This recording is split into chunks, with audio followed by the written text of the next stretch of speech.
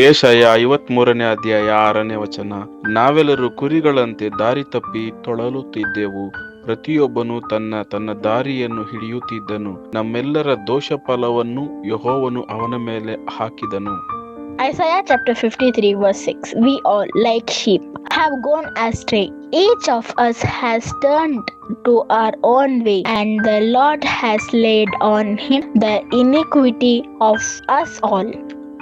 यशायाह अध्याय 53 वचन 6। हम तो सबके सब भेड़ों के समान भटक गए थे, हम में से हर एक ने अपना अपना मार्ग लिया, और यहोवा ने हम सबों के अधर्म का बोझ उसी पर लाद दिया। ஏசாயா 53ஆம் அதிகாரம் 6ஆம் வசனம். நாம் எல்லாரும் ஆடுகளைப் போல வழி தப்பி திரிந்து அவனவன் தன் தன் வழியிலே போனோம். கர்த்தரோ நம் எல்லாருடைய అక్రమத்தை அவர் மேல் విழపన్నినాர். యెషయా 53వ అధ్యాయం 6వ వచనం.